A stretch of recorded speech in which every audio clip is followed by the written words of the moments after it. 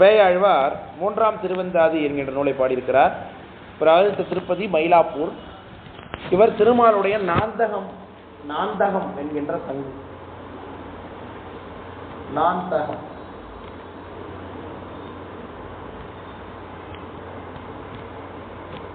நாந்தகம் என்கின்ற வாள், கையில் அவர் வச்சிருக்கக்கூடிய வாள், வெட்டக்கூடிய வாள், திருமாலுடைய வாளினுடைய பேர் என்ன? நாந்தகம் சங்கு. சாரி, வாள் தான். சங்கு தான் பாஞ்சனை ஒன்று தானே வச்சிருக்காரு. கத்தி நான் உங்களுக்கு போட்டுட்ருக்க ரெக்கார்டிங் வந்து கட் ஆகிடுச்சு. அதனால எனக்கு கொஞ்சம் டென்ஷன் ஆகிட்டாதான். காமன் நேரம் இப்போ நிறைய கட் ஆகிடும். அதான் முக்கியம். அதனால் இந்த பேயாழ்வாருடைய அம்சம் நாந்தகம் என்கின்ற வாளினுடைய அம்சம். அவர் பாடினது மூன்றாம் திருவந்தாதி. அவ்வளோதான் அவர் பற்றின தகவல். சரி, இந்த 3 பேர் இது வேற ஒன்றும் ரொம்ப இந்த முதல் 2ஆம் நூற்றாண்டு 3ஆம் நூற்றாண்டுலாம் ரொம்ப சர்ச்சை. அதனால் இவங்களை பற்றின ஹிஸ்டரி ஓரியன்டான தகவல்கள்லாம் ஒன்றும் தெரியல. சில நம்பிக்கை அடிப்படையில் வாய்ச்சொல்லான விஷயங்கள் தான். இந்த வைஷ்ணவத்தில் பார்த்தீங்கன்னா குருமரபு கதைகள்னு ஒன்று வச்சுருப்பாங்க. அதை வச்சு தான் அவங்களுடைய மரபு கதைகள் எல்லாம் சொல்லிட்டு இருப்பாங்க. அவங்களுக்கு இப்போ சைவ சமயத்தை பொறுத்தளவு பார்த்தீங்கன்னா பெரிய புராணம்னு ஒரு பெரிய நூல் இருக்கும். அதில் எந்தெந்த நாயன்மார் எப்படிலாம் வாழ்ந்தாங்கன்னு அதை பாட்டு பாடி ஹிஸ்ட்ரி ஓரியன்டாக சொல்லியிருப்பாங்க. ஆனால் வைஷ்ணவத்தினுடைய நூல் இல்லை. அதனால் அவங்க என்ன பண்ணுவாங்க, குருமரபு கதை என்கின்ற அந்த கதை மூலமாகத்தான் தங்களுடைய இந்த ஹிஸ்டரி அவங்க வச்சுருக்காங்க. அதில் சொல்லப்படக்கூடிய ஒரு சரித்திரம் என்னன்னா, இந்த திருக்கோவலூர் என்கின்ற ஒரு ஊர். அந்த திருக்கோவலூர் பார்த்தீங்கன்னா விழுப்புரம் பக்கத்தில் இருக்குது. திருவண்ணாமலை போகிற வழிதான் இருக்குது. இந்த திருக்கோவலூருங்கிற ஊருக்கு இவங்க ஒரு தடவை இந்த 3 பேருமே போகிற நேரத்தில், அதாவது மூணு பேருமே வெவ்வேறு இடத்துல இருந்து அந்த இடத்துக்கு இப்போ ஆர்கனைஸ் ஆகிறாங்க ஆட்டோமேட்டிக்காக. ஆனால் திருவருளால், திருமாலுடைய எண்ணத்தினால. அப்போ பெருமழை படிக்குது அந்த ஊரில். அந்த பெருமழையில் எங்கேயாவது ஒதுங்கிறதுக்கு இடம் கிடைச்சா போதுமே அப்படின்னு நினைக்கும் பொழுது அங்கே 3 பேரும் ஒரு வீடு ஒன்று தெரியுது. அந்த வீட்டுக்குள்ளே போகிறாங்க. அந்த வீட்டுக்குள்ளே என்ன விஷயம் எப்படி இருக்குன்னா, அந்த வீட்டில் ஒருவர் கிடக்கலாம், இருவர் நிற்கலாம், இருவர் அமரலாம், மூவர் நிற்கலாம் அப்படிங்கிற ஒரு சூழ்நிலை. இது ரொம்ப முக்கியமான ஒரு வாக்கியம். இவங்க சம்மந்தமாக ஒருவர் கிடக்கலாம். இந்த வீடு எவ்வளோ பெருசு தான் இருக்கு, ஒரு கூரை. ஒருத்தவங்க படுத்துக்கிற அளவுக்கு தான் இந்த வீடே பெருசாக இருக்கு. ஒருத்தவங்க படுத்துக்கிற அளவுனா 2 பேரும் உட்காந்துக்கலாம். அவ்வளோதானே, உட்கார நினைச்சாக்க அவ்வளோ பிரச்சனை இருக்கும் அது. அப்போ ஒருவர் கிடக்கலாம், இருவர் அமரலாம் அல்லது இருக்கலாம், மூவர் நிற்கலாம் அப்படிங்கிற ஒரு தன்மையோட அந்த வீடு இருக்கு. அதனால அந்த 3 பேரும் அதுக்குள்ள அடைந்து நின்று கொண்டிருக்கிறார்கள். 3 பேர் தான் இருக்க முடியக்கூடிய அந்த இடத்துல இவங்க 3 பேரும் அந்த பெருமழையில் என்னத்தை உணர்கிறாங்க, 4ஆவதா ஒருத்தர் அங்கே இருந்து கொண்டு நெருக்கிறது போல அவங்க 3 பேர் ஃபீல் பண்ணாங்களாம். அந்த 4ஆவதா அவங்க கூடவே இருக்கிறது யார்? அவர் தான் திருமால் அப்படின்னு அவங்க எப்பொழுதும் அவர் கூடவே அவங்க திருமால் இருக்கிறதாக அவர்கள் 3 பேரும் அதை ஃபீல் பண்ணதாக ஒரு சரித்திரம் அவங்கள ஒட்டி இருக்கு. இது வந்து வைஷ்ணவர்கள் சொல்லக்கூடிய ஒரு நம்பிக்கையான கதை. தெரிஞ்சுன்னா இது 3 பேரோட தொடர்புடைய ஒரு விஷயம். அவ்வளோதான். இதுதான் இவங்க 3 பேரை பற்றின விஷயம். அவ்வளோதான், 3 பேர் விட்டுடலாம். இதுக்கு அடுத்தது நீங்கள் இப்போ பார்க்கக்கூடிய ஆழ்வார் திருமழிசை ஆழ்வார் என்பவர். திருமழிசை அப்படிங்கிற ஊர் திருப்பெரும்புதூர் பக்கத்தில் தான் இருக்குது, திருவள்ளூர் மாவட்டம் அது. இவர் திருமாலுடைய கையில் இருக்கக்கூடிய சுதர்சனம் என்கின்ற சக்கரத்தினுடைய அம்சமாக அவதரித்திருக்கிறார். திருமால் கையில் சக்கரம் வச்சிருக்காரா? சக்கரத்துக்கு பேர் என்ன? சுதர்சனம். சுதர்ஷன்லாம் பேர் வச்சுக்கிறாங்களா?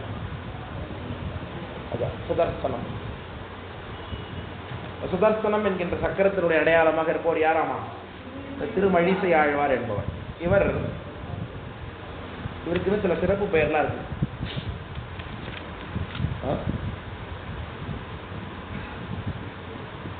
உரையில் இடாதவர்.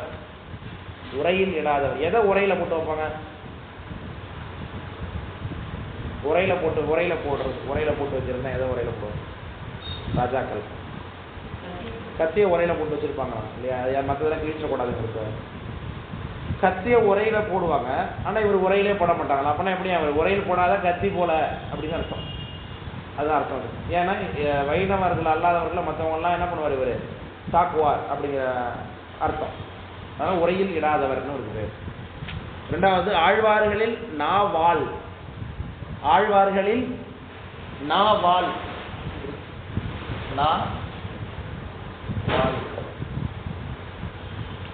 நாவினாலேயே வெட்டக்கூடியவர், அந்த அளவுக்கு அவருடைய உரைப்பு இருக்கும்.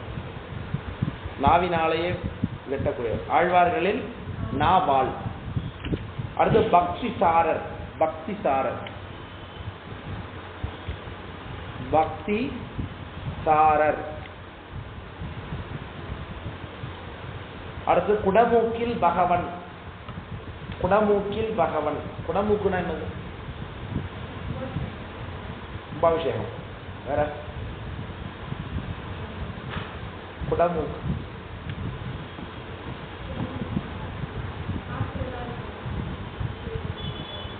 குடமூக்குன்னா கும்பகோணம்னு அர்த்தம். குடந்தைன்னு சொல்றோம்ல, அதுதான் குடமூக்குங்கிறது. குடந்தைன்னு அர்த்தம் சொல்றது. அந்த கும்பம் கோணமா சாஞ்சதுனால அது கும்பகோணம்னு இருக்கு பேர். குடமூக்குன்னா குடத்தினுடைய மூக்கு பகுதி விழுந்ததாகவும் சொல்லுகிறார்கள். இப்படிலாம் தனி சரித்திரம் அதுக்கு இருக்கு. இந்த மகாமகத்தோட தொடர்புடைய சரித்திரம் அந்த கும்பகோணத்துக்கு உண்டு. அதனால குடமூக்குன்னா அது கும்பகோணத்தினுடைய பழைய பேர் என்னதுதான்? குடமூக்கு தான். அதுதான் அவரை கும்பகோணம்னு ஆச்சு. அது வடமொழி சொல்லு. தமிழ்ல அதுக்கு குடமூக்கு தான். குடமூக்கு, குடவாயில், இதெல்லாம் அங்கே சுற்றி இருக்கிற ஊர் பார்த்துருக்கீங்களா? குடவாசல் ஊருக்கு தெரியுமா? குடாசம்பாங்க நம்ம பகுதிகள்லாம். குடாசலுக்கு போனோம்பாங்க. அது குடவாசல் கிடையாது, குடவாயில். அந்த ஊர் பேர் குடவாயில்ங்கிறது தான் குடவாசல்னு சொல்கிறாங்க. அதே மாதிரி குடமூக்குங்கிறத கும்பகோணம்னு சொல்கிறாங்க. அந்த குடமூக்கில் பகவன் அப்படின்னு ஒரு பேர்.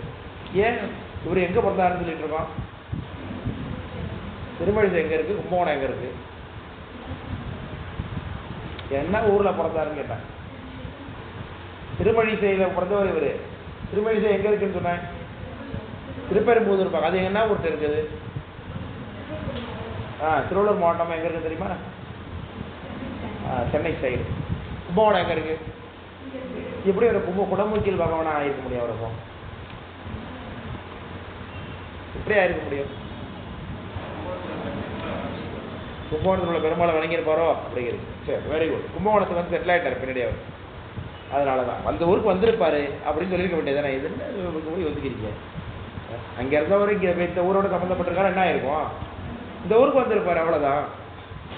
அப்போ குடமூக்கில் பகவன், திருமழிசையார், திருமழிசை பிரான். திருமழிசையார், திருமழிசை பிரான், இது எல்லாமே அவருக்குரிய சிறப்பு பெயர்கள் தான்.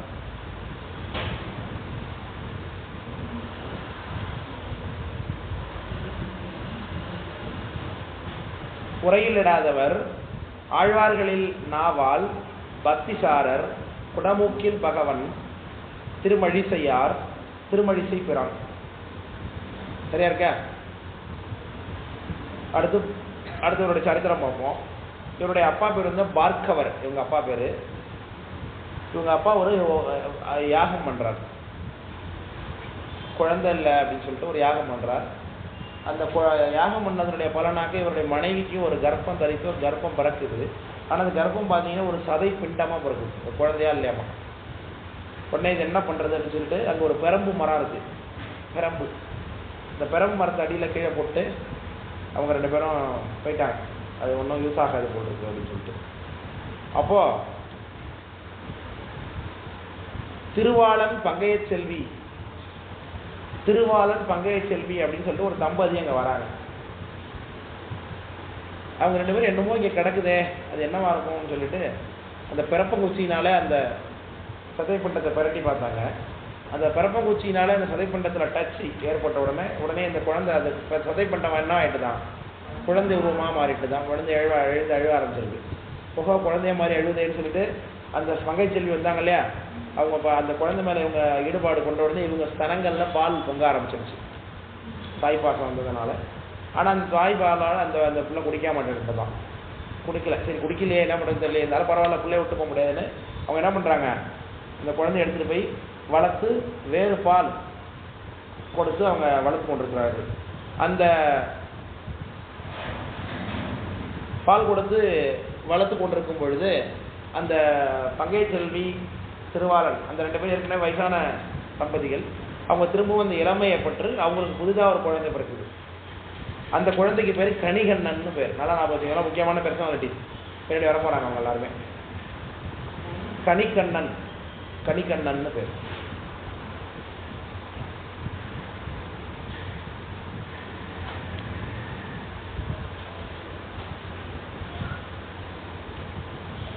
கணிகண்ணன்னு பேர். சரி, இப்படி இருக்கா. இந்த திருமழிசை ஆழ்வார் இருக்கார் இல்லையா, அவர் தானே அந்த பார்க்கவருக்கு பிறந்தவர், அந்த கை கால் இல்லாத பிறந்த பிள்ளை. இவர் இப்போ யாருக்கிட்ட இருக்கார்? திருவாளன் பங்கை செல்விக்கிட்ட இருக்காரு. திருவாளன் பங்கை செல்விக்கு பையன் கணிகண்ணன். சரியா? அவங்க இந்த கணிகண்ணன் வந்து தன்னுடைய ஆக்சுவலாக வளர்ப்பு அண்ணா அவர் இல்லையா. ஆனால் வளர்ப்பு அண்ணாவை பார்க்கும்போது தன்னுடைய குருநாதராக பார்த்து அவருக்கு சீடராக இணைந்து கொண்டு 2 பேர் தொண்டு செய்து கொண்டிருக்கிறார். இந்த திருமழிசை ஆழ்வார் இருக்கார் இல்லையா, அவர் இந்த பேயாழ்வார்னு பார்த்த மாதிரி கீழே அவரை போய் சந்திக்கிறார். அந்த பேயாழ்வாருக்கு இவர் சீடர் ஆயிடுறார். அதனால பேயாழ்வாருடைய சீடர் தான் யாரு? இந்த திருமழிசை ஆழ்வார் என்பவர். பேயாழ்வாருடைய சீடர் திருமழிசை ஆழ்வார். திருமழிசை ஆழ்வாருடைய சீடர் யாரு? கணிகண்ணன். கணிகண்ணன்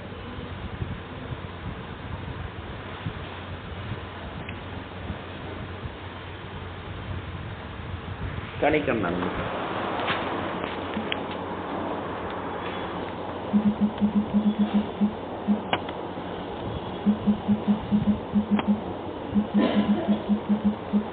இந்த கணிகண்ணன் சார்ந்த ஒரு செய்தி ஒன்று உண்டு. அது என்னன்னாக்க, இந்த பூந்தமல்லின்னு சொல்றாங்களே இப்போ சென்னை பக்கத்தில் பூவிருந்த வள்ளின்னு, அது பக்கத்தில் அந்த திருமழிசை பக்கத்தில் அந்த பிறந்தவர்கள் 2 பேரும் அந்த காஞ்சிபுரத்துக்கு சென்று அங்கே இருக்கக்கூடிய திருமால் கோயிலில் தொண்டு செய்து கொண்டு இருக்கிறார்கள். அங்கே ஒரு அரசன் இருக்கிறான். அந்த அரசன் என்ன செய்கின்றான், இவர்களுக்குள்ளே ஒரு தன்மை ஏற்பட்டு, இந்த கணிகண்ணன் வந்து நல்லா தொண்டு செய்கிறாயே என்னுடைய குருநாதருக்கு, நீ எனக்கு ஏதாவது இது பண்ண மாட்டாயான்னு சொல்லி அந்த கணிகண்ணனை கேட்குறாரு அந்த ராஜா. உடனே அந்த ராஜா இந்த கணிகன் என்ன சொல்கிறாருன்னா, நான் என்னோட குருநாதரை தவிர்த்து வேறு யாரையும் நான் ஒன்றும் பண்ணுறதில்லை, யாரையும் புகழ மாட்டேன், யாருக்கும் சேவை செய்ய மாட்டேன் அப்படிலாம் சொன்னார். அப்படியா, மேற்கு என்னுடைய டவுனுக்குள்ள இருக்கக்கூடாது, கெட் அவுட் சொல்லிட்டாரு, வெளில போகிட்டார். அவர் ஏரியாவிலே இருக்கக்கூடாது அப்படின்னு சொல்லி அவரை வெளியில் போக சொல்லிட்டார். வெளியில் போக சொன்னோடனே இவர் என்ன பண்ணார், இவர் நான் போகிறேன் ஆனால் உங்களுக்கு யாரும் தொண்டு செய்யறது தெரியலையே அப்படின்னு சொல்லி தன்னுடைய குருநாதர்கிட்ட விண்ணப்பம் பண்ணார் இல்லையா. நீ இல்லாத இடத்துல எனக்கு மட்டும் என்ன வேலை என்ன இருக்குது, வா 2 பேரும் சேர்ந்து போவோம் அப்படின்னு சொல்லி. யார் போனா சேர்ந்து? வெரி குட், திருமழிசை ஆழ்வாரும் போயிருப்பார் இல்லையா. அப்போ திருமழிசை ஆழ்வார் என்ன செய்கிறார், அந்த பேயாழ்வார் பிறந்த ஊர் எது ஏற்கனவே சொல்லியிருக்கேன். சாரி அந்த பொய்கை ஆழ்வார் பிறந்த ஊர் என்னன்னு சொன்னேன், நல்லா கவனிங்க. பொய்கை ஆழ்வார் பிறந்தது காஞ்சிபுரத்தில் திருவேகாவில் சொன்ன வண்ணம் செய்த பெருமாள் அப்படிங்கிற பெருமாள் கோயில் குளத்துல தான் பொய்கை ஆழ்வார் பிறந்தாரா. அது அப்படியே தனியாக விட்டுருக்கேன் செய்தி. இப்போ இதே சொன்ன வண்ணம் பெருமாள் கோயில் கிட்ட இவங்களாம் இருக்காங்க பின்னாடி லேட்டர் பீரியடில். சரியா? இருக்கும்பொழுது இப்போ வெளியில் போகிறாங்க. யார் வெளில போகிறா? கணிகண்ணன் வெளில போகிறார். அதுக்காக தன்னுடைய குருநாதராகி அந்த திருமழிசை ஆழ்வாரும் கிளம்புறார். அப்போ போனோடனே இவர் என்ன பண்ணுறாரு, அங்கே கிடக்கக்கூடிய பெருமாள் படுத்து கிடக்கிறாருல்ல, பெருமாள் எதில் படுத்து கிடப்பார்? பாம்பில் படுத்து கிடப்பார். அதை பார்த்து அந்த பெருமாள் பார்த்து சொல்கிறார், கணிகண்ணன் போகின்றான் காமரு பூங்கச்சி. நீங்கள் காதில் வாங்க, எழுத வேணாம், அப்புறமேலும் வேணா எழுதிக்கலாம். கணிகண்ணன் போகின்றான் காமரு பூங்கச்சி மணிவண்ணா நீ கிடக்க வேண்டாம், துணிவுடைய சென்னா புலவனும் போகின்றேன், நீயும் உன் பை நாக பாய் சுருட்டி கொள் அப்படின்னாரு அவர். உன்னுடைய பை நாக பாய், நீ பாய் நம்ம கோர பாய் படுத்திருப்போம், அவர் என்ன பண்ணிருக்காரு, பாம்பை பாயா படுத்திருக்காரு. கணிகண்ணன் போறான், அதனால நானும் போறேன் இல்லையா. கணிகண்ணன் போகின்றான் காமரு பூ கச்சி, கச்சின்னா காஞ்சிபுரம். காமரும் பூ கச்சி மணிவண்ணா நீ கிடக்க வேண்டாம், நீயும் துணிவுடைய தென்னா புலவனும் போகின்றேன், நானும் போறேன், நீ கிடக்க வேண்டாம், நாங்கள் 2 பேரும் இல்லாத இடத்துல உனக்கு என்ன வேலை அப்படின்னு பெருமாளை பார்த்து பாடுறாங்க அவங்க 2 பேரும். நீயும் உன் பைனாக பாய் சுருட்டி கொள், சுட்டிட்டு கிளம்பு அப்படின்னு சொல்லிட்டு பட்டு படிக்கெல்லாம் சுட்டிட்டு கிளம்புறாங்களே. அதுமே கிளம்பினோடனே திருமால் என்ன பண்ணாரு, தான் பாயை சுருட்டிக்கிட்டு கக்கத்தில் வச்சுட்டு இவரும் சேர்ந்து கிளம்பிட்டாராம் அந்த ஊரை விட்டு. உடனே லட்சுமி கடாட்சம், திருமால் இடத்துல லட்சுமி கடாட்சம் இருக்காங்கிறதுனால இந்த ஊரே பொலிவிழந்து போய்விட்டது என்று சொல்லுகிறார்கள். உடனே அரசனுக்கு பயம் வந்துருச்சு, ஆகா பெரியவங்களுக்கு தப்பண்ட போடு அவசாரப்பட்டம் போடுறேன், அவங்கள்ட்ட திரும்ப போய் அவங்கள எப்படியா கூட்டு வந்துடணும்னு சொல்லி அவர்கிட்ட போய் விண்ணப்பம் பண்ணிக்கிட்டு நீங்கள் திரும்ப வந்து காஞ்சிபுரத்தில் இருக்கணும் அப்படின்னு சொல்லி கேட்ட உடனே திரும்ப வந்து பாட்டு பாடுறாங்க அந்த திருமால்கிட்ட. இப்போ 2 பேரும் வந்துடுவாங்க, திருமால் வரணும் இல்லையா, அதுக்கு உடனே பாட்டு. என்ன பாட்டு அப்படின்னா அதே பாட்டு கொஞ்சம் வேத்த மாதிரி. கணிகண்ணன் போக்கு ஒழிந்தான், போகிறத நிறுத்திட்டான். காமரும் பூங்கச்சி மணிவண்ணா நீ கிடக்க வேண்டும், நீ கிடக்க வேண்டும். துணிவுடைய சென்னா புலவனும் போக்கொழிந்தான், நீயும் உன் பையனாக பாய்படுத்துக்கொள் அப்படின்னாராம். இல்லையா? ஸோ ஒரு கடவுளையே இவங்க என்ன நினைக்கிறாங்க, செஞ்சவொன்னு நினச்சா ஏந்திரிச்சு போக வைக்கிறாங்க, திருப்பி கொண்டு வந்து உட்கார வச்சிடுறாங்க அவங்க ரெண்டு பேரும். இப்போ அந்த அளவு உங்கள்ட்ட என்ன ஆற்றல் இருக்குது, பக்தியும் தமிழ் வன்மையும் இருக்கிறது என்பதற்கு இவங்களுடைய சரித்திரத்தில் ஒரு முக்கியமான வரலாறு இருக்குது. அதனால் அந்த கணிகண்ணன் என்பவர் முக்கியமான பர்சனாலிட்டி. ஒரு தமிழ் பாடலுக்காக திருமால் சொன்ன வண்ணம், ஏன் அவருக்கு பேர் இப்போ சொன்ன வண்ணம் செய்த பெருமாள் வந்துச்சு? அவங்க சொன்ன உடனே வாரினோடனே வந்துட்டாரு, போனோடனே போயிட்டாரு இல்லையா, படுத்து கேட்டோடனே படுத்தாரு இல்லையா, அதனால சொன்ன வண்ணம் செய்த பெருமாள் அப்படின்னு ஒரு பிற்காலத்தில் பேர் உண்டாச்சு. விளக்கம் படுத்துங்களா? இதுதான் அந்த அவங்களோட இருக்கக்கூடிய சரித்திரம். ஏன் லைட்டு போட்டுங்களா?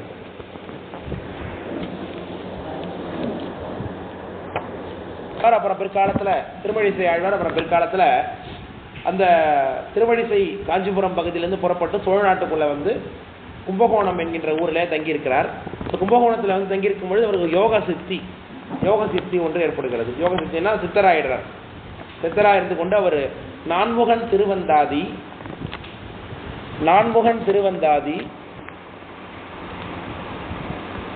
திருச்சந்தவிருத்தம், நான்முகன் திருவந்தாதி, திருச்சந்தவிருத்தம் என்கின்ற 2 நூல்களை இவர் பாடி கொடுத்திருக்கிறார். இதுதான் இவர் சார்பாக அந்த 4000 திவ்ய பிரபந்தம் என்கின்ற அந்த நூலில் இருக்குங்க. 5:30 மணிக்கு ஆரம்பிச்சோமா? அடுத்து நம்ம பார்க்கக்கூடிய ஆழ்வார் நம்மாழ்வார். 5வது பெர்சனா நம்மாழ்வார். பாண்டிய ராஜாக்களுக்கு இருக்கக்கூடிய வேறு வேறு பெயர்கள் என்னென்ன?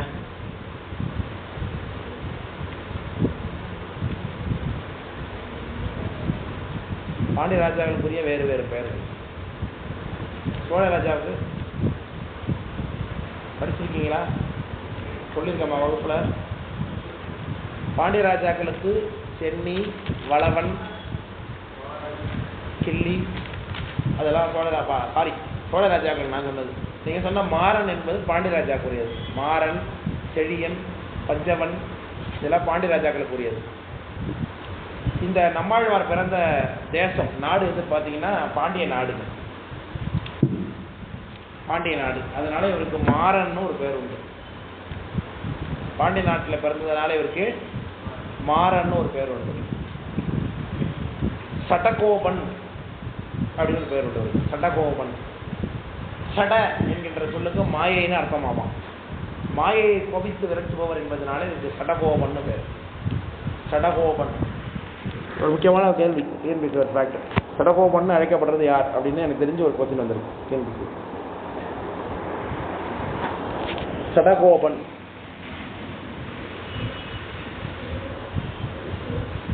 சரி. இந்த சடகோபர் என்கின்ற அவருக்கு இன்னொரு பேர் வந்து பராங்குசன். பராங்குசன் பராங்குசன் பராங்குசன்.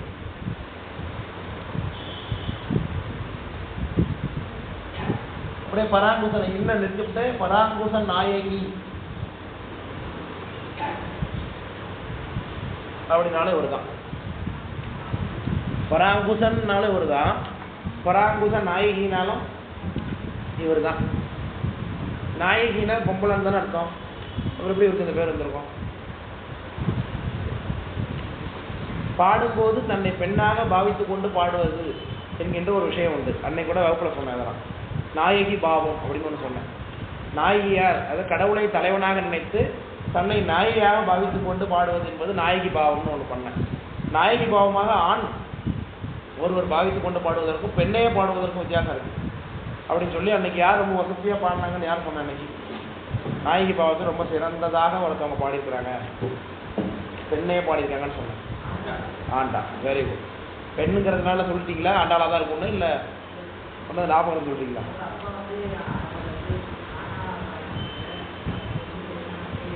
அவங்க அப்பா ஆனால் தன்னை வந்து கிருஷ்ணனுக்கு தாயார் நினைச்சு பாடினார். தாயார் இவரு தன்னோட கணவராக நினைத்து பாடினார். இந்த ஆண்டாளுங்கிறவங்க. அதனால் அவங்கள பள்ளமடைன்னு சொல்லுவாங்க. பள்ளமடையாக பாடுறது, ஒரு பெண்ணே பெண்ணை போல பாவித்து பாடுறதுங்கிறது. ஒரு ஆண் தன்னை பெண்ணாக பாவிக்கிறது கொஞ்சம் அது கொஞ்சம் சிரமம் தானே. அதனால இந்த அங்குசம்னா என்ன? அங்குசம் அப்படிங்கிற சொல்லுக்கு அது யார் வச்சிருப்பா? அந்த அங்குசம் கம்பான்னு கேட்குறீங்களா? அம்பாள் வச்சிருப்பாளா? எப்படி சொல்றீங்க? Right, very good. நீங்கள் சொல்றது சரிதான், ஆனால் எப்படி சொல்றீங்கன்னு கேட்குறேன். Very good, very good, very good.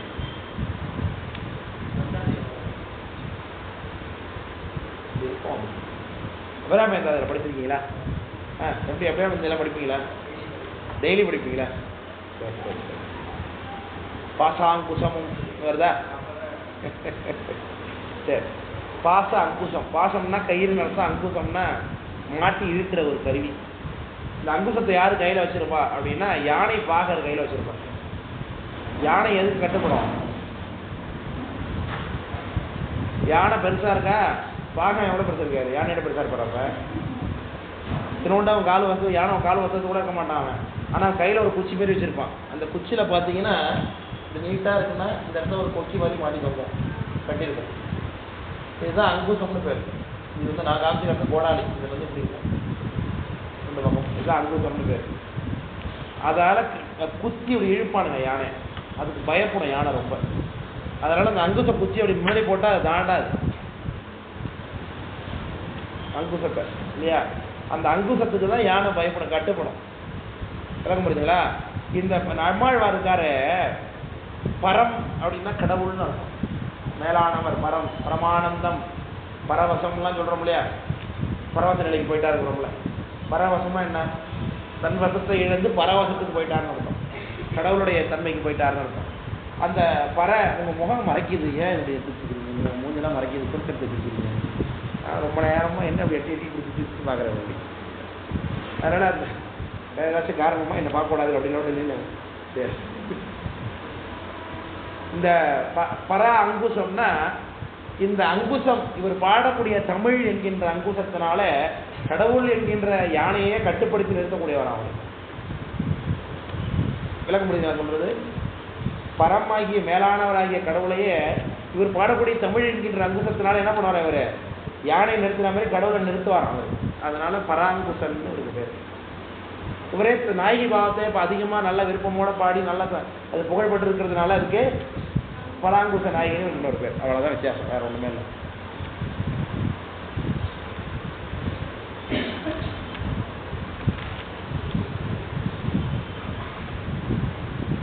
இந்த சடகோ இந்த நம்மாழ்வார் இருக்கார் இல்லையா? இந்த நம்மாழ்வார் மீது நம்மளுடைய ஃபேமஸான ஃபெமிலியரான பெர்சனல் இருக்கார், கம்பர்னு ஒருத்தர் இருக்கார் இல்லையா? அவர் என்ன பண்ணியிருக்கார் நமக்கு? அவர் என்னென்னலாம் பாடியிருக்கார்? கம்பர் நூல்கள் என்னென்ன? சரஸ்வதி அந்தாதி, ஏர் எழுபது, சிலை எழுபது, சடகோபர் அந்தாதி. சடகோபர்னா யாரு?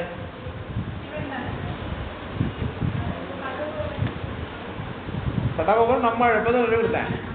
சடையன் அப்படின்னா தான் சடையுடையவன்னா தான் சிவபெருமான். சடகோபன் அப்படின்னா நம்மாழ்வார். அப்போ சடகோபர் அந்தாதிங்கிறது யார் பண்ணா?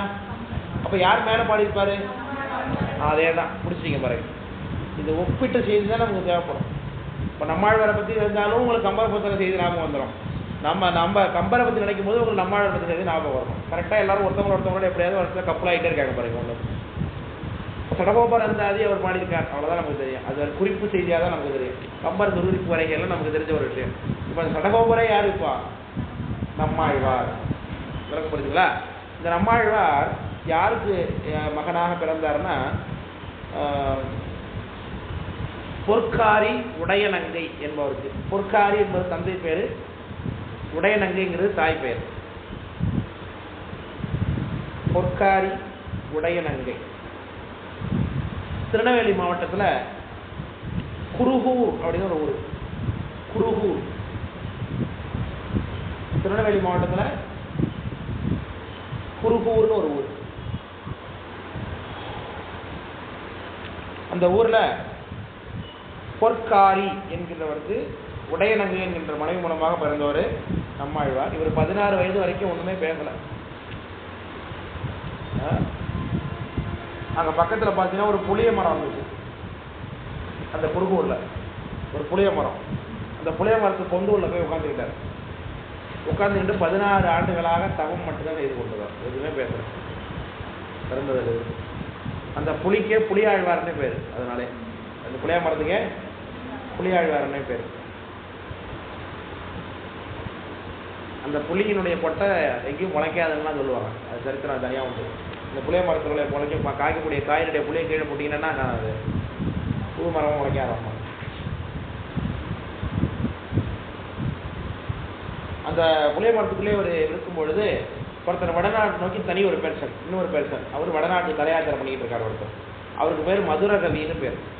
மதுரகவின்னு அந்த மதுரகவிங்கிற பெர்சன் வடநாட்டில் தலையாத்திரை பண்ணி கொண்டிருக்கும் போது அயோத்தி என்கிற நகரத்துக்கு போறார். எல்லாரும் கேள்விப்பட்டிருக்கீங்க அந்த நகரத்தை பற்றி.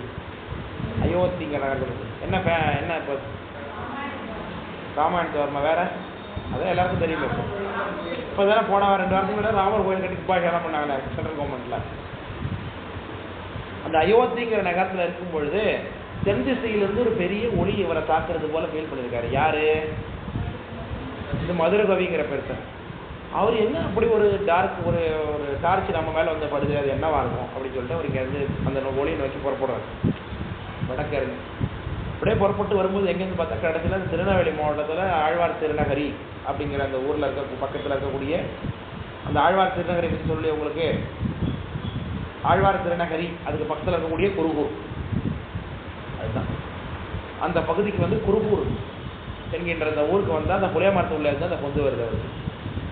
சரி புளிய மரத்துள்ள இருந்து அந்த ஒளி வந்து கொண்டிருக்கிறது. இவர் வந்து நின்று பார்த்தார், கூட்டு பார்த்தார். ஐயா நீங்க யாரு, ஏன் உங்க ஒளி எங்களை கவர்ந்தது? ஐயா ஐயா ஐயா ஐயா கூட்டு பார்த்தாரு. ஒன்றும் காதில் விடல. கல் எடுத்து இப்படி அடிச்சு பார்த்தாராம் அவர் மேல. அப்பவும் ஒன்றும் சொல்லலங்கிறாங்க. சில பேர் கல் அடிச்சதுல தான் நின்று பார்த்தாருன்னு சொல்றாங்க. அது வெவ்வேறு சரித்தங்கள். அதுக்கும் வரலங்கிறது கதை. அதுக்கு பிறகு அவர் என்ன பண்ணாராம், அந்த மதுரகவிங்கிற பெர்சனாலிட்டி அந்த உள்ள உட்காந்துருக்காரு இல்லையா, அவர்கிட்ட கேட்குறாங்க, செத்ததின் வயிற்றில்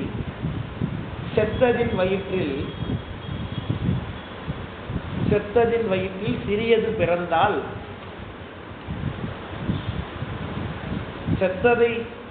செத்ததின் வயிற்றில் சிறியது பிறந்தால் எத்தை தின்று எங்கே கிடக்கும்? எத்தை தின்று எங்கே கிடக்கும் அப்படின்னு கேட்டிருக்காரு இவர் இங்க நின்றுட்டு. யாரை பார்த்து? நம்மாழ்வாரை பார்த்து.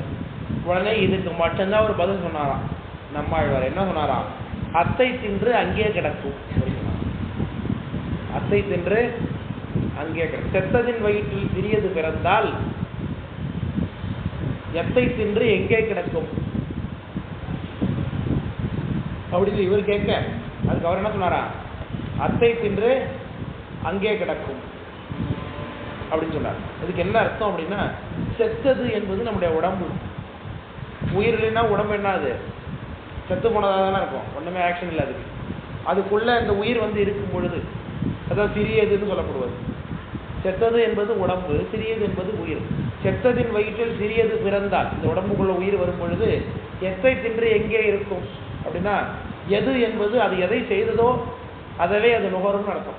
அது என்ன வினை செய்ததோ, என்ன கர்மா செஞ்சதோ அந்த கர்மாவை என்ன பண்ணாது, திரும்ப நுகரும். அதை எத்தை தின்று எங்கே கிடக்கும்னா, அத்தை தின்று அங்கே கிடக்கும். அது என்ன செஞ்சதோ அந்த உடம்புல அதே நுகர்ந்து கொண்டு அங்கேயே கிடக்கும் என்கின்றது மாதிரி ஒரு வேதாந்த விஷயத்தை அவர்கள் ஒரு பங்கு பரிபாஷை மூலமாக பேசிக்கொண்டார்கள் என்பது அங்கே ஒரு சரித்திரம் அவங்களுக்கு. சரிதானே? அவ்வளோதான் சம்பந்த செய்தி. இதில் இதோட விடல, இந்த மதுரகவி ஆழ்வார் வந்து இப்போ என்ன ஆகிட்டாரு, அவருக்கு சீடர் ஆகிட்டார். நம்மாழ்வாருக்கு மதுரகவி ஆழ்வார் என்ன ஆகிட்டாரு, சீடர் ஆகிட்டார். சரி, இப்போ நம்மாழ்வார் என்னென்ன பாடியிருக்காருன்னு தெரியணும்ல. அது என்னென்ன? திருவிருத்தம்,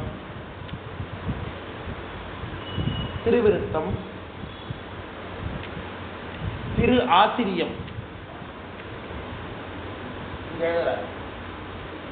திரு வாசிரியம் அப்படி எழுதுவாங்க. ஏன் வாசிரியம்னு எழுதுறோம்? எழுதுறதுனால ஏன் எழுத முடியல, அதனால தான் உத்தரத்திலே கண்ணாமலாம் எழுதுறேன். நான் என்ன சொல்றேன்னு புரிஞ்சுட்டுல, அது கண்டென்ட் தான் வேணும். திருவாசிரியம், திரு ஆசிரியம்ங்கிறது ஏன் திருவாசிரியம்னு எழுதப்படுது?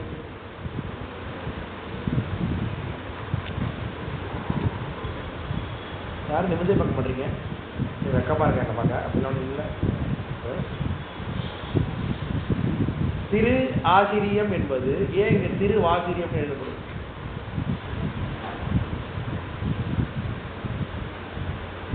திரு ஆசிரியம் தானே எழுதிருக்கோம், அதையே வாசிரியம் சொன்னாங்க.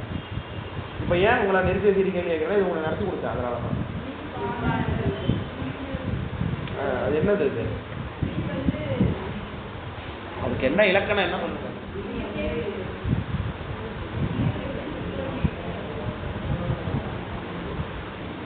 ரெண்டு உயிரெழுத்து நிலைமொழியிலையும் கருமொழியிலையும் எதிரெதிராக உயிரெழுத்து வந்ததுன்னா ரெண்டு உயிரெழுத்து சேராது. ரெண்டு உயிரெழுத்து சேர்க்கணும்னா அங்கே என்ன வேணும்? மெய்யெழுத்து வேணுமா? அந்த மெய்யெழுத்துக்கு என்ன பேருன்னு சொன்னேன்? ரெண்டு பேர் ஒத்து போகவே மாட்டாங்க. அது தப்பு. ரெண்டு பேர் ஒத்து போகவே மாட்டாங்க அப்படின்னா ரெண்டு பேரும் ஒத்து போகாத ஒருத்தவங்களை ஒத்து போக வச்சுக்கிறது என்னது? உடன்படிக்கை ஏற்படும் ரெண்டு பேர்த்தையும் இல்லையா? உடன்படிக்கைன்னு ஒன்று வந்துக்கணும், உடன்படி நடக்கிறதுன்னு. அப்போ ரெண்டு உயிர் சேராத இடத்துல அந்த இடத்துல சேர்ப்பதற்கு ஒரு மெய் வேணும். அவருக்கு பேர் உடன்படுத்த மெய். என்ன அதுதான் நானும் என்ன அவங்கள்ட்ட என்கிட்ட சொல்லியிருந்தாங்க கரெக்டாக எல்லாரும் சொல்லி பாராட்டியிருப்பேன். அப்ளிகேஷன் வாங்கியிருக்கலாம், வெரி குட் வாங்கியிருக்கலாம். அதுதான் வெக்கம். தப்பாயிட்டா என்ன பண்ணுறது இல்லையா? திரு ஆசிரியம் என்பது உகரமும் ஆகாரமும் சேர்ந்து திருவாசிரியம் என்று வருகிறது. சரிதானே? அதான் உடம்படுத்தமையை சொல்வது. சரி, இந்த திருவாசிரியம் அப்புறம் என்ன படிக்கிறார் இவரு? பெரிய திருவந்தாதி. பெரிய திருவந்தாதி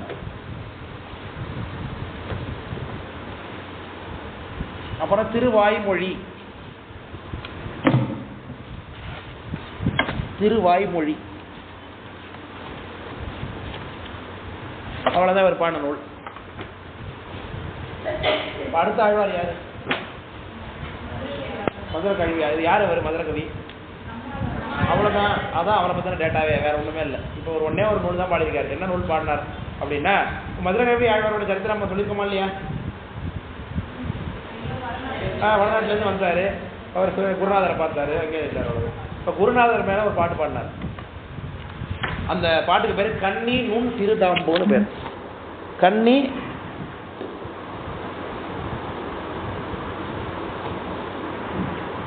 கன்னி கன்னி நுண் திரு தாம்பு. கன்னி நுண் சிறுதாம்புன்னு பேர். இவர் பாடினதுக்கு. யார் பாடினது? மதுரை கவி ஆழ்வார். அதில் யார் புகழ்ந்து பாடப்படுறாருன்னா அவருடைய குருநாதர் ஆகிய நம்மாழ்வாரை தான் புகழ்ந்து பாடுறாரு அவர்.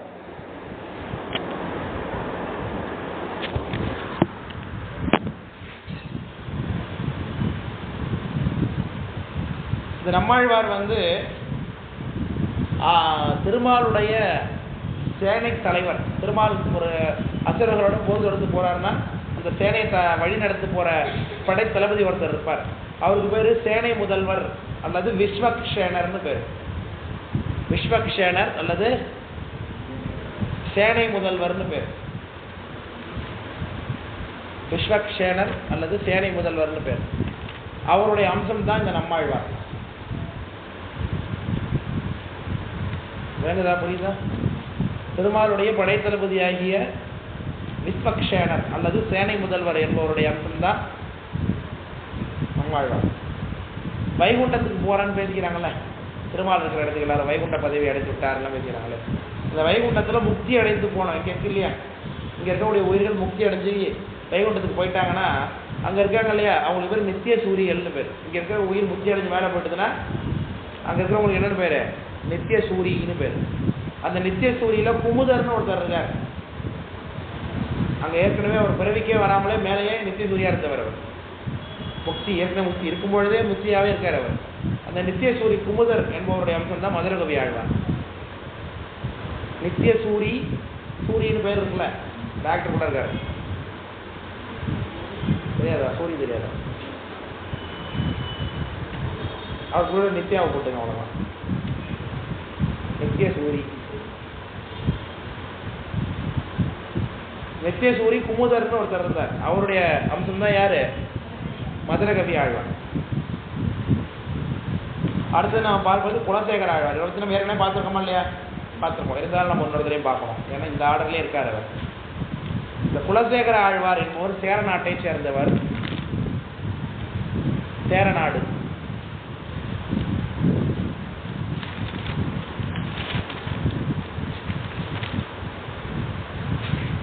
இவருக்கு கொங்கர் கோமான்,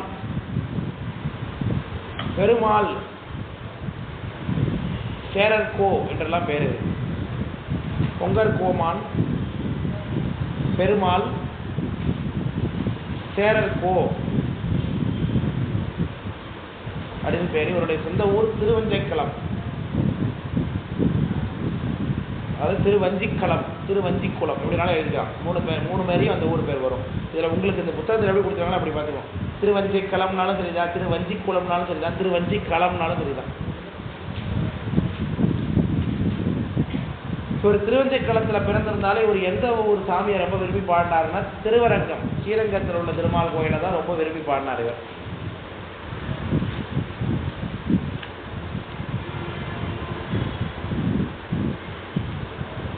இவருடைய பாடல்கள் பெருமாள் திருமொழி என்று அழைக்கப்படுகிறது.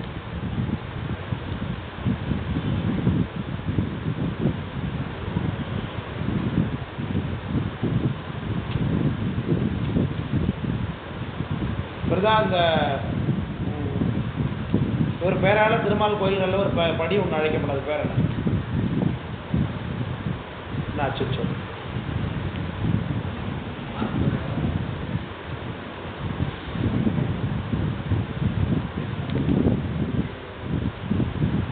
என்னோட சித்தர் இல்லையா பார்த்தது? அவர் பேர்லயே சொல்லியாச்சு, அவர் பேர்லயே ஒரு படி அழைக்கப்படும் சொல்லியாச்சு. இதுக்கு மேலே ஏன் குலசேகர படி, அவ்வளோதான். குலசேகர படி அது திருமாலுடைய சண்டத்தில் இருக்கக்கூடிய படி. ஏன்னா ஒரு படியாய் கிடந்து உன் பவளவாய் காண்பேனே அப்படின்னு பாடப்படுறாரு இல்லையா, பாடுறாரு. அதனால படியாவே பார்க்கப்படுறாரு இவர். இவர் சேனை வென்றான் திருமண்டபம், பவித்ரோட்ச மண்டபத்தெல்லாம் அந்த திருவரங்கத்தில் கட்டினார்னு பார்க்குறோம்.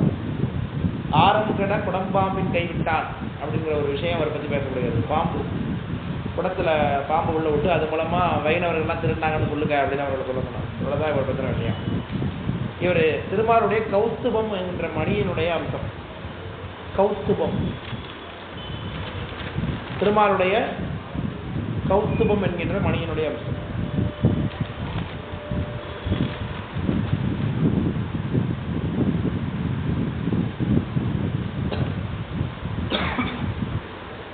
இவருடைய பாடலுக்கு என்ன சிறப்பு சொல்லுவாங்கன்னா, பெருமாளை அறியாதார் பெருமாளை அறியாதாரே அப்படிம்பாங்க.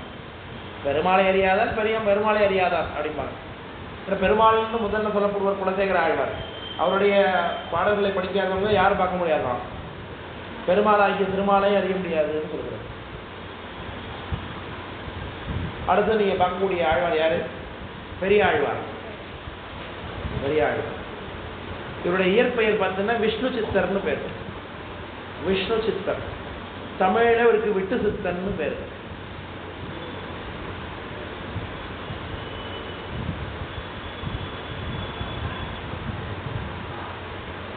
விஷ்ணு சித்தர் அல்லது விட்டு சித்தர் தமிழில். இவர் பிறந்த ஊர் திருவில்லிபுத்தூர் அல்லது ஸ்ரீவில்லிபுத்தூர்.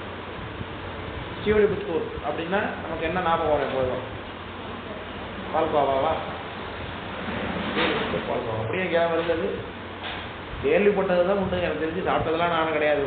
யாரும் அந்த ஊர் பக்கம் போனால் வாங்கிட்டு கொடுங்க போனால் இந்த போனீங்கன்னா வாங்கி சாப்பிடுங்க. கேள்விப்பட்ட பால்கோவா கேள்வி போடுறோம், அவ்வளோதான். யாருக்கும் கொடுத்தாங்க வாங்கினது, எவ்வளோ போய் வாங்கி சாப்பிட்டோம். தெரியல. ஸ்ரீவில்லிபுத்தூரில் உள்ள ஆண்டாள் கோயில் கோபுரம் தான் நம்முடைய தமிழக அரசு ரச்சனையிலே இடம்பெற்றிருக்கு. அவ்வளோ விஷயம் அது. சரியா?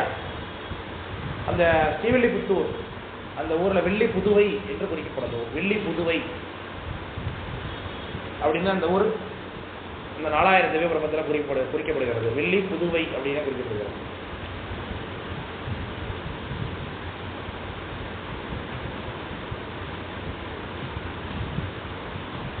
வல்லபதேவ பாண்டியன் அப்படின்னு ஒரு ராஜா இருந்தார். வல்லபதேவ பாண்டியன் அந்த ராஜாவுக்கு ஒரு சமய விஷயத்துல ஒரு சந்தேகம், எந்த கடவுள் உண்மையான கடவுள் அப்படிங்கிற மாதிரி ஏதோ சம்திங் அவருக்கு ஏற்பட்டிருக்கு. உடனே என்ன பண்ணார், ஒரு பொற்கிழியை கட்டி தொங்க விட்டார். என்னுடைய சந்தேகத்தை யார் தீர்க்கிறார்களோ அவர்களுக்கு இந்த பொற்கிழி தானே அறந்து விழும் அப்படின்னு சொல்லி சொன்னார் அவர்.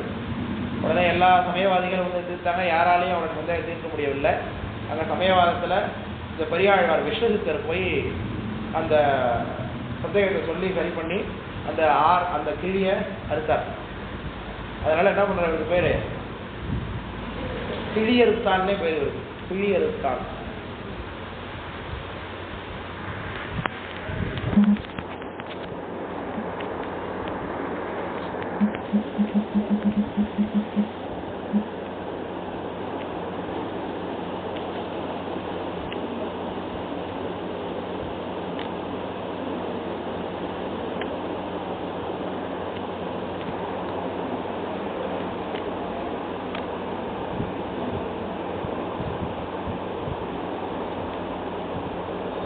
கிழி என்பது பொற்கிழி. சரி, இந்த பொற்கிழியை அறுத்த உடனே அவருக்கு ரொம்ப அரசனுக்கு ரொம்ப பிடிச்சி போய் அவர் மேலே தன்னுடைய பட்டத்து யானை மேலே ஏறி உட்கார வச்சாரு. வர இந்த விஷ்ணு சித்தரை மேலே ஏறி உட்கார வச்ச உடனே அந்த பட்டத்து யானை மேலே அவர் இந்த புகழோட வலம் வரும் பொழுது திருமால் தன்னுடைய சங்கு சக்கரதாரியாக தன்னுடைய லக்ஷ்மியோட சேர்ந்து வானத்தில் காட்சி கொடுத்தார் இந்த விஷ்ணு சித்தருக்கு. உடனே அந்த திருமால் வானத்தில் தெரியக்கூடிய காட்சியை பார்த்து யானை மேலே இருந்து கொண்டு ஒரு பாட்டு பண்ணார். பல்லாண்டு பல்லாண்டு பல கோடி நூறாண்டு பல்லாயிரத்தாண்டு வாழ அப்படின்னு பாடினார். மல்லாண்ட தின்தோல் மணிவண்ணா உன் சேவடி செப்பி திருக்காப்பு அப்படின்னு சொல்லி ஒரு பாடுறார். இது ஏன் பல்லாண்டுன்னா வாழ்க வாழ்கன்னு பாடுறது தான் பல்லாண்டு.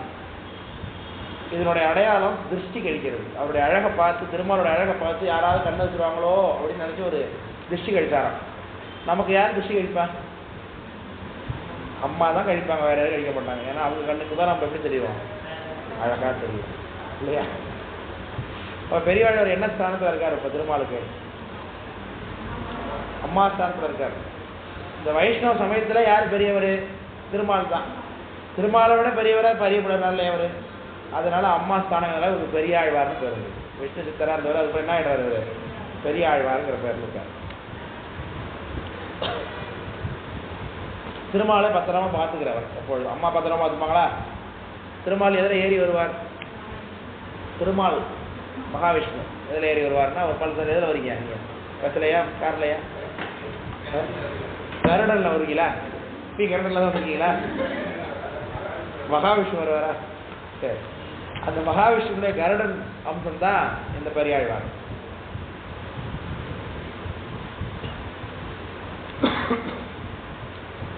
கருடாம்சம்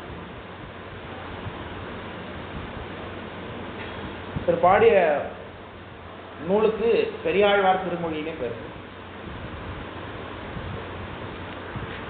பெரியாழ்வார் திருமொழி அப்படின்னு பேர்.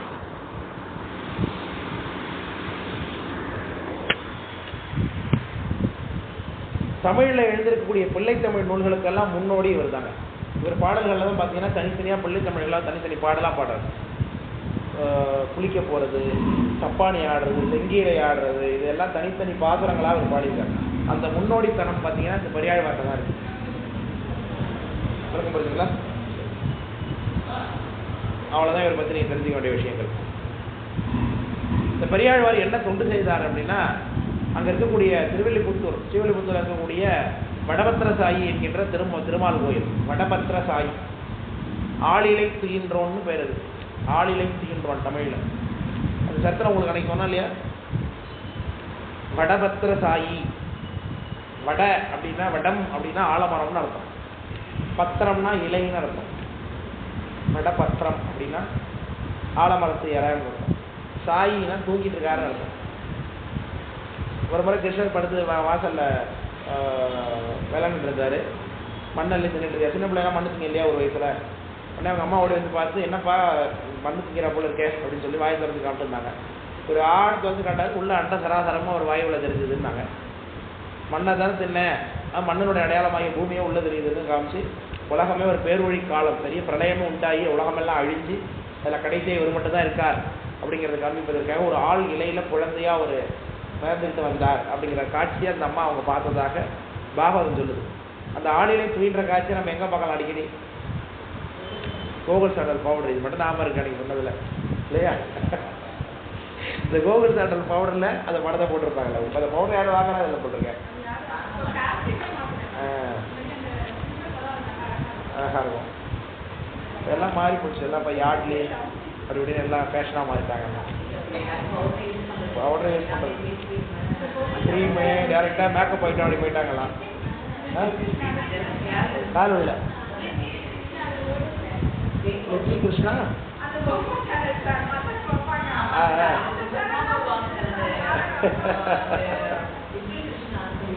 ஆமாம் இருக்கு. நானும் பார்த்துருக்கேன். கிருஷ்ணரை பற்றி வரும் அவங்க.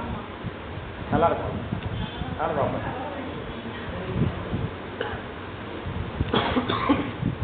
அந்த கிருஷ்ணனுடைய சரித்திரத்தில் அதில் வர சரித்திரத்தெல்லாம் தான் இதில் பெரியாழ்வார் நிறையா பாசுரங்களில் பாடியிருப்பார். நல்லா இருக்கும். பெரியாழ்வார் அனுபவிக்கிறான் நல்லா. இந்த கிருஷ்ணர் வந்து கோவர்த்தனம்ல தூக்கி நிற்கிறாருல, இந்திரன் வந்து சண்டை போடுவோம் மாதிரி மாடத்தில் வந்து சண்டை போடுவாங்க. அப்போ வந்து கோவர்த்தனங்கிற மலையை தூக்கி நிற்கிறாருல, அதை பற்றி ஒரு பாடுறார். கோவர்த்தனம் எனும் கொற்றக்குடையே அப்படி அட்டுக்குவிச்சோற்று பற்பதவும் தயிர்வாவியும் நெய்யிலர் தொடங்கப்பட்ட சுற்று மாறி பகை உணர்த்த பொறுமா கடல்வண்ணன் பொறுத்த மலை அப்படின்னு, பொறுமா கடல்வண்ணன் பொறுத்த மலை அப்படின்னு சொல்லி அந்த மலையை பற்றி ஒரு அழகாக பாடுவார். அட்டு குவிச்சோற்று பருப்பதற்கும் தயிர்வாவியும் நெய்யலர் மடங்கள் பொட்டத்துற்று அப்படின்னு அதில் அந்த சோறு அப்படியே மலை மாதிரி குமிச்சு அதில் தயிரை விட்டு, தயிர் வாவினா தயிர் குளம் மாதிரி அதில் விடுறாங்க. விட்டு அதை வந்து இந்திரனுக்கு படைக்க போன படையலை கெடுத்து தானே அவர் இந்திரனை கூடாதுன்னு சொல்லி தான் இந்த சரித்திரம் அதில் வரும். அது சொல்கிறார். அது அழகாக சொல்லுவார் பெரியாழ்வாரத்தில். அந்த மலை மேலே அந்த கோவர்த்தனத்தை தூக்கி நிற்கிறார்ல, அந்த மலை மேலே பார்த்தீங்கன்னா விலங்குகள்லாம் அமர்ந்துருக்கு, குரங்கு கூட்டங்கள்லாம் இருக்குங்கிறார் அழகாக. அந்த குரங்குகள் என்ன செய்யுதா, அனுமன் புகழ்பாடி, ஏன்னா இவங்க தலைவர் இல்லையா, குரங்குகளுக்கு தலைவர் அனுமான் இல்லையா. அவங்க முன்னாடி ஒரு காலத்தில் அனுமார் வந்து இலங்கையை தாண்டி போய் இலங்கையை போய் கொளுத்திட்டு வந்துட்டார் இல்லையா அனுமார் ராமாவதாரத்தில். அதை சொல்லுங்களாம் அந்த குரங்குகள்லாம். நம்மளுடைய மூதாதையர் ஒருத்தர் இருந்தார், அனுமார்னு ஒருத்தர் இருந்தார். அவர் இந்த மாதிரிலாம் பராக்கிரமசாலி, அவர் மாதிரி நீ வளரணும், இந்த சாப்பிட்டு தூங்கு அப்படின்னு சொல்லிட்டு அந்த குரங்குகள்லாம் தன்னுடைய குழந்தை குட்டி குரங்குகளை தூங்க வைக்கியதுன்னு அதில் சொல்லுவார். அனுமன் புகழ்பாடி தன்னுடைய குட்டங்களை மந்திகள் கண் வளர்க்கும் கோவர்த்தனம் எனும் கொற்றக்குடையன்னு பாடுவார். மந்திகள் என்ன பண்ணுதான், அனுமன் புகழ்பாடி தன்னுடைய குழந்தைகளை கண் வளர்க்கும்னா தூங்குறது, கண் வளர்க்கணும்னா தூங்குறது. சந்தான மல்லிகை பாட்டு ஒன்று வடிவேல் பாடுவார். வாயினி கண் வளர காலையில் வளரு, கண் வளருதுன்னா தூங்குறதுன்னு அர்த்தம். கண் வளர மந்திகள் கண் வளர்க்கும் கோவர்த்தனம் என்னும் கொற்றக்குடையேன்னு பாடுவார். இன்னொரு பாட்டில் கொம்பேற்றி இருந்து குதிவயிற்றும் கோவர்த்தனம் எனும் கொற்றம். இப்படி உட்கார வச்சுக்கிட்டு அந்த கொம்பு மேலே ஏற்றி உட்கார வச்சுட்டு இப்போ தாய் குரங்களாம் என்ன பண்ணுங்க, குழந்தை குரங்க இப்படி அமுக்கி குதி போயிட்டுருது. அப்படிப்பட்ட அழகான கோவர்த்தனம் எனும் கொற்றக்குடை, அது தூக்கி குடையாக பிடிச்சிருக்காருன்னு பெரியாழ்வார் பாட்டு ரொம்ப நல்லா இருக்கும் கேட்கறதுக்கு, படிக்கிறதுக்கு. நல்ல தமிழ் இன்ப சுவை அதில் நீங்கள் அனுபவிக்கலாம். அன்னைக்கு கூட சொன்னாலே குடிக்கிறதுக்கு கூடுவார். நாவல் பழம் கொண்டு வைத்தேன், சொப்பாடை நான் சுட்டு வைத்தேன், திண்ணலுறுதியை நம்பி சிறிய எரியாமே காதுக்கு இடுவேன் அப்படின்லாம் சொல்லி காது குத்துறதுக்கு அழைப்பார். நம்ம தமிழர்களுடைய வழக்கத்தில் காது குத்துறது அப்படிங்கிறது ஒன்று இருக்குங்கிறதுக்கு ஒரு இலக்கிய சான்று பார்த்தீங்கன்னா பொய்யாரோட பாட்டு தான். அதில் ஒரு காது குத்துறதை பற்றி ஒரு 10 பாட்டில் பாடுறார். தன்னை தாயாக பாவித்து கொண்டு கிருஷ்ணர் காது குத்தா வரணும் அப்படின்னு சொல்லி, சேரிகள் பிள்ளைகள் எல்லாம் காது பெருக்கி திரியும். அந்த காலத்தில் காது நீட்டாக வளர்த்து விட்டுருப்பாங்க. நீ மட்டும் காது குத்துக்காம தெரியுற, வா உனக்கு குத்துரும், உனக்கு நாவற் பழம் கொண்டு வைத்தேன், நீ அதை சாப்பிட்டுட்டு காது குத்திக்கும், சிறிய எரியாமல் காதுக்கிடுவேன், சரியா வலிக்காமல் போடுறேன் அப்படின்லாம் சொல்லி அழகாக இருக்கும் அந்த வர்ணனையெல்லாம். அப்புறம் காக்கையை பற்றி கோல் கொண்டு வா, ஒரு குச்சி எடுத்துட்டு வா என் பிள்ளைக்காக அப்படின்னு சொல்லி அந்த காக்கையை பார்த்து போடுறாரு. பிண்டத்திரலும் பேக்கிட்ட நீர்ச்சியலும். காக்காவுக்கு என்ன வைக்கிறோம், நம்ம அம்மா தான் செத்து போனவங்களுக்காக படைச்சதுன்னு வைக்கிறோம் அன்னைக்கு. அது சொல்றாரு, பிண்டத்திரலும் பேய்கிட்ட நீர்ச்சோறும் உண்டரிக்க வேண்டி நீ ஓடி திரியாதே, அதெல்லாம் திங்கிற தேடி ஓடாத காக்கா, நீ போவாத, என் பிள்ளைக்காக ஒரு கோல் எடுத்துருவா, இந்த புண்ணியமான செயலை செய்து கொள்ளணும்னு சொல்லி அவர் அப்படி அழகாக வர்ணிப்பார். பிண்டத்திரலையும் பேய்கிட்ட நீர்ச்சேரும் உண்டரிக்க வேண்டி நீ ஓடி திரியாதே என்பார். அப்புறம் அம்புலி பருவம்னு ஒன்று வருது இல்லையா பிள்ளை தமிழில், அதில் அம்புலி பருவம் ரொம்ப நல்லா இருக்கும். என் பையன் வந்து ஒன்று அழைக்கிறான், இப்படி வா, கிருஷ்ணன் வந்து அழைக்கிறான், நீ வராமல் மேலேயே இருக்க, என் பையன் சிறுவன்னு நினச்சிக்காத, சிறுமையின் பெருமை தன்னை வாவலியிடத்தே சென்று கேள் அப்படின்னு அதில் பாடியிருப்பார். மாவலின்னு ஒருத்தர் இருந்தான், ஒரு ராஜா. அவன்கிட்ட திருமால் போய் என்ன பண்ணாரு, சின்ன குரல் வடிவத்தில் போய் 3 அடி நிலம் வேணும்னு கேட்டு வாங்கி திரிவிக்ரம் வடிவம் எடுத்து உலகத்தெல்லாம் அளந்துட்டார்ல. அதனால நீ சின்ன பிள்ளை தான், என் பிள்ளை உன்னை கூப்பிடுறான்னு அவசியமா இருக்காத மேல இவன் பெரிய வடிவம் எடுத்தான்னா உன்னையே வந்து பிடிச்சிப்பான் அப்படின்லாம் அழகாக அதில் வர்ணிச்சிருப்பான். அப்படி பருவ பாடல். இந்த மாதிரியான பிள்ளைத்தமிழ் பாடல்கள் முழுக்க பார்த்தீங்கன்னா நீங்கள் இந்த முன்னோடியாக பெரியாழ்வார் தான் காட்டப்படுவார். இதை தான் பெரிதுபடுத்தி பின்னாடி நமக்கு ஒரு தனி நூலாக பிள்ளைத்தமிழ் இலக்கியமாக வளர்ச்சியடையுது. விளக்கப்படுதில் சொல்றது. அப்படி ஒரு பெருமையுடைய ஒரு பெரியாழ்வார். அவருடைய இயற்பெயர் என்ன சொன்ன, விஷ்ணு சித்தர் அல்லது விட்டு சித்தர் அப்படி. அந்த விஷ்ணு சித்தர் அந்த வடபத்திர சாயி என்கின்ற திருமாலுடைய ஆலயத்தில் என்ன பண்றாருன்னா, அந்த கோயிலில் இருக்கக்கூடிய திருமாலுக்கு மாலை சாத்தி தினைக்கு வழிபாடு செய்கிறார். இந்த மாலையை ஒரு கட்டுறதுக்கு ஒரு நந்தவனம் வச்சிருந்தார். அந்த நந்தவனத்தில் ஒரு நாள் துளசி செடிக்கு கீழே ஒரு குழந்தையை கண்டெடுத்தார். அந்த குழந்தைக்கு கோதைன்னு பேர் வச்சார். கோதை, கோதைங்கிற சொல்லுக்கு மாலைன்னு தான் அர்த்தம். பூவால் கட்டுற முடியாது மாலை அப்படின்னு தான் அர்த்தம். அது கோதை. அந்த கோதை அந்த அப்பா கிட்ட தமிழ் படித்து நல்லா கற்றுக்கிட்டு இந்த திருமால் வடபத்திர சாயி திருமாலையே தன்னுடைய கணவனாக பாவித்து அவங்க வாழ்ந்தாங்க. அவங்க அப்பா கட்டி கொடுக்குற மாலையை தினைக்கு எடுத்து போட்டு பார்த்தாங்க.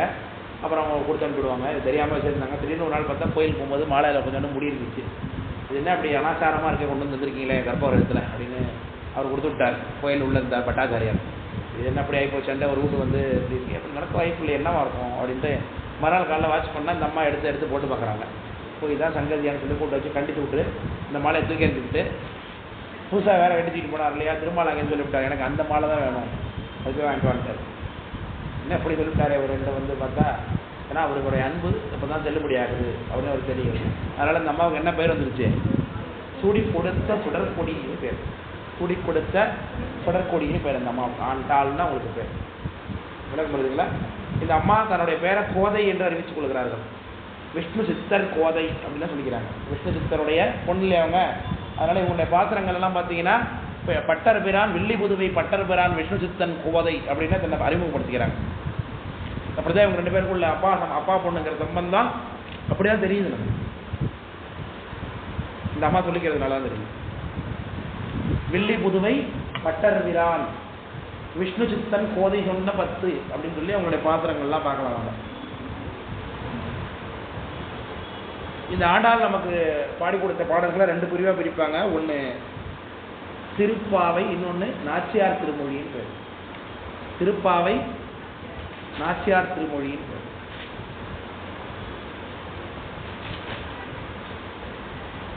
திருப்பாவை மொத்தம் 30 பாட்டு. அதை சங்கத்தமிழ் 30 அப்படின்னு ஆண்டாள் சொல்றாங்க. அதை சங்கத்தமிழ் 30ன்னு சொல்றாங்க. நாச்சியார் திருமொழி மொத்தம் 143 பாட்டு. நாச்சியார் திருமொழி. நாச்சியார்னா என்ன?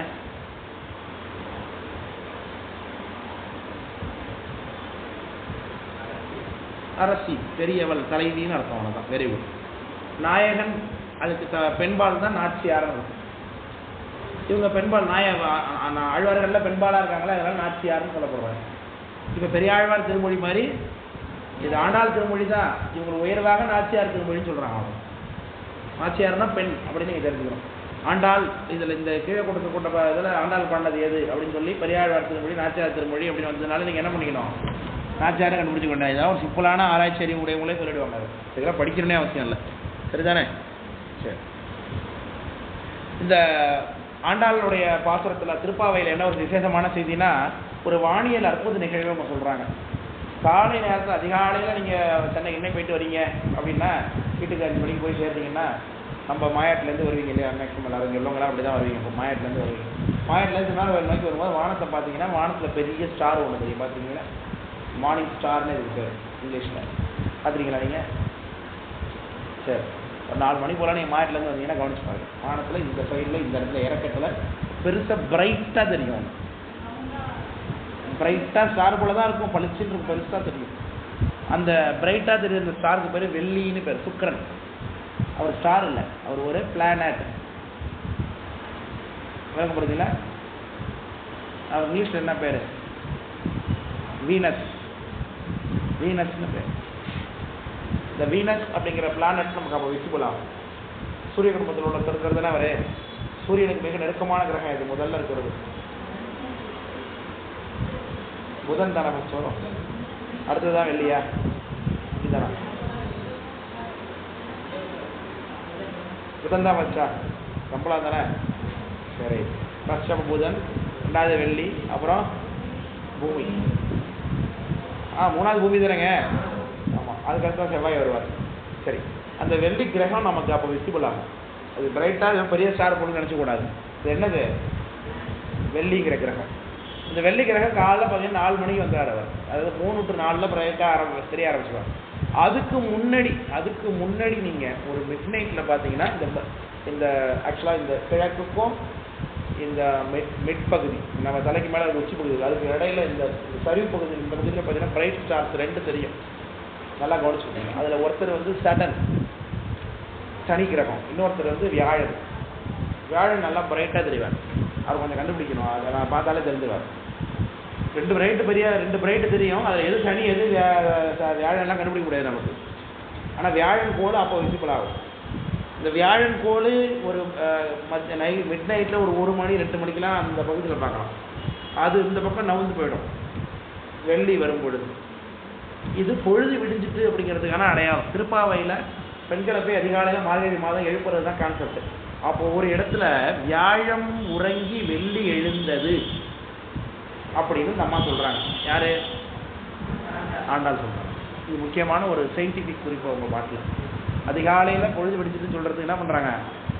வியாழம் உறங்கி வெள்ளி எழுந்தது அந்த குறிப்பு இதில் இருக்குது. இதை பற்றி நீங்கள் தேடுங்க, கூகுள் பண்ணி படித்து தெரிஞ்சுங்க. நிறைய டேட்டல்ஸ்லாம் உங்களுக்கு ஒரு அறிவியல் குறிப்பு இல்லையா? வியாழை நேரத்தில் வியாழன் கோள் மறைஞ்சி வெள்ளி தோன்றும். அப்போ அது பார்த்தோன்னே என்ன பண்ணிவிடுவாங்க? பொழுது விடிஞ்சிருச்சுங்கிறது தெரிஞ்சுக்கலாம் அப்படின்னு. இதுதான் நீங்கள் ஆண்டாளை பற்றி தெரிஞ்சுக்க வேண்டிய விஷயங்கள். சரிதானே? ஒரு சிறிய இடைவேளை எடுத்துக்குவோமா?